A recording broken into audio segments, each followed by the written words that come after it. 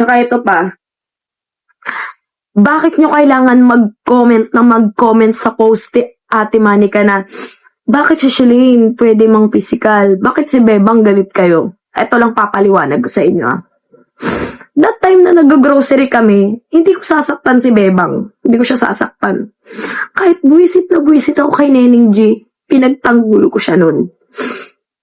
Bilang parang ate nila, kahit magkakasing edad lang kami. Pero nakikita ko kasi yung mali. Lahat ng staff doon, nandoon. Guard, cashier. Siyempre, sila tagalinis doon, may mga nagmamap pa. Harap-harapan nila, itatapon mo yung mga frozen food sa harapan na nakakawalang respeto. Itatapon mo doon. Sa tingin nyo sinong matutuwa? Sige, tinapon niya sa harapan ni Neneng G yun. Binuhos niya. Sinong hindi magagalit? Off-cam pa lang, inis na ako sa kanya. Kaya ang ginawa ko, nag-init na yung ulo ko. Nasabunutan ko siya. Sobrang init na ng ulo ko. Sobrang laki ng ulo ni Bebang that time. Para magpasikat sa vlog? Dadarag-daragin nila? Sige. Kasi galit kayo kay Neneng G. Kaya nagagalit din kayo sa akin kasi bakit ko pinagtanggol si Neneng G. Pinagtanggol ko siya kasi pinagkakaisahan nila lagi. Hindi ko hayaan yung bata na yun na lagi na lang nila pinagkakaisahan.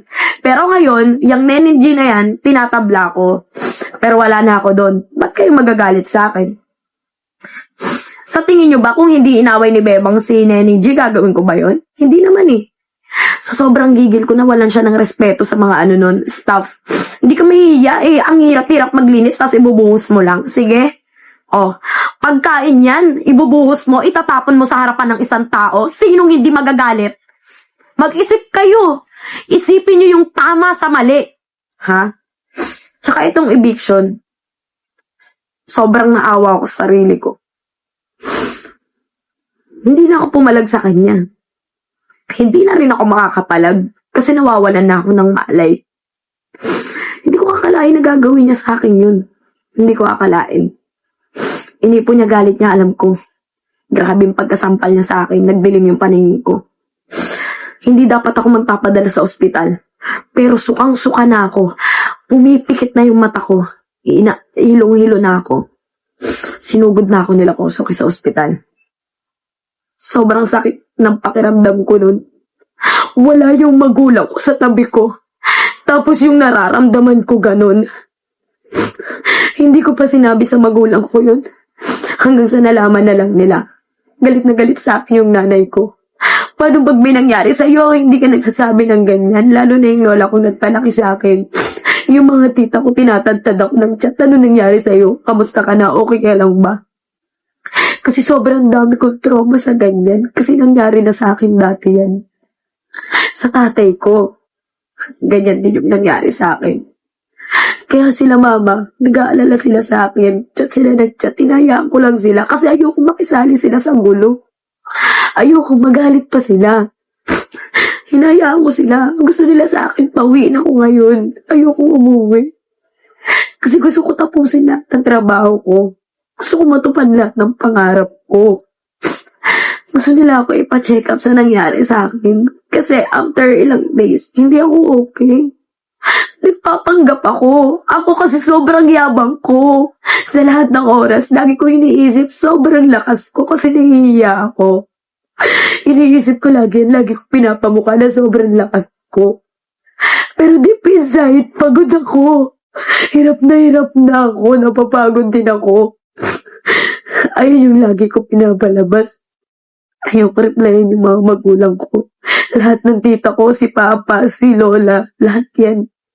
Anak, papacheck up ka, umuwi ka dito. Nagmamangaawa na sila sa akin, pero ayoko. Lagi ko sinasabi, okay lang ako, kahit may nararamdaman ako, hindi ko sinasabi sa magulang ko. Kasi ayoko nagkakaproblema sila. Ayoko nang nadadamay sila. Tapos ganyan kayo sa akin. Ako na ngayong nasaktan, pero parang pinapalabas niyo ako pa yung mali. Sobrang hirap sabayan ng trip ninyo. Nakakainis kayo. Hindi mo na kayo naawa sa akin. Ako na kayo nasaktan. Ayan pa yung kinakampihan ninyo. Okay lang naman sa akin, pero huwag kayo magbitaw ng mga masasakit na salita. Akala niyo ba kaya ko? Ay, ang isa na yung papalibutan niya na sobrang daming matanda. Ang dami niyang kakampi. Pero ako, kasi yung kakampi ko, wala akong kakampi kahit isa. Dinis ko lahat yun. Ako lang mag-isa, dinanamnam ko lahat na problema ko. May kumampi pa sa akin. Walang kumakampi sa akin para i-comfort ako. Walang kumampi sa akin ang lahil kayo ng magulang ko. Paano ko kukomfort doon? Tiniis ko. Hindi ko na kaya yung nangyayari na mapagod na ako. Gumagawa pa kayo ng kwento. Hindi ko kaya i-take yung mga kwentong ginagawa ninyo kasi hindi naman totoo yan. Sisirain niyo ko sa mga fans ko. Sobrang hirap ng pinagdaanan ko bago ko makamit yung mga fandom ko. Sobrang dami kong pinagdaanan bago ko makamit yung mga followers ko. Stress, siraan ng mental health lahat. Kinaya ko yan tapos ganyan lang kadali sa inyo.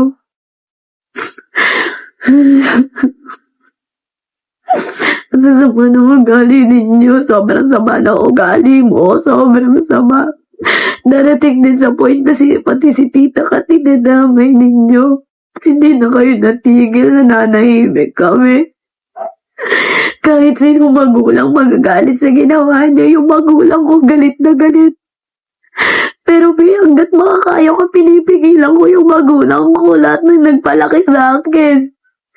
Kasi lahat ng nagpalaki sa akin, never nila akong ginanyan. Inalagaan nila ako. Tapos kayo, dadampi lang yung mga kamay niyo sa akin ng ganyan. Hinayaan ko yun.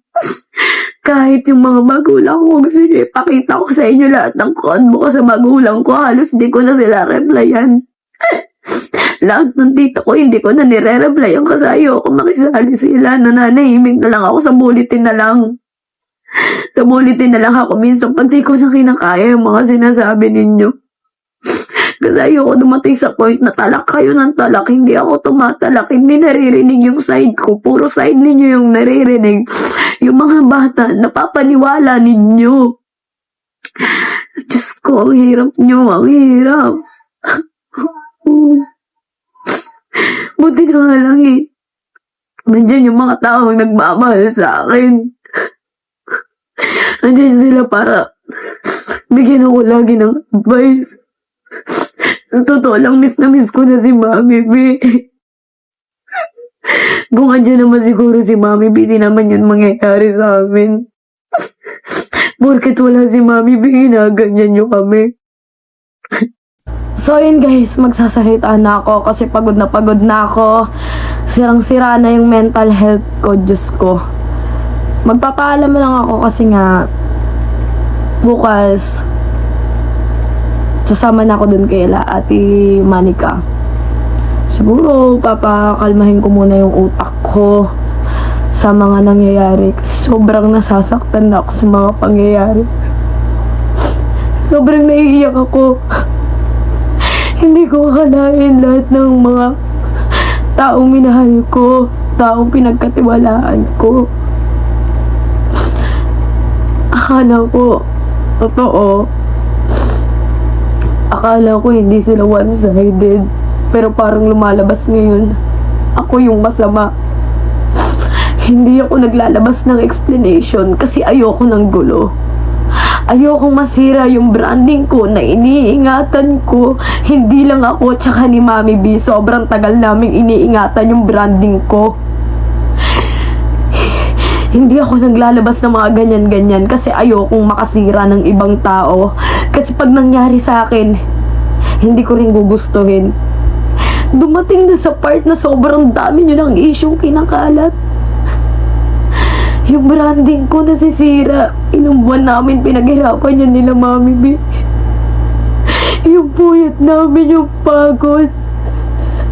Sobrang tagal namin pinaghirapan yan nila Mami B. Tapos sa isang iglap lang gusto niya sirain. Gusto niya sirain lahat ng mga pangarap ko. Kung usapang ibig lang, kayang-kaya ko magpaibig. Hindi ako papalag sa eviction na yan. Kaya ko.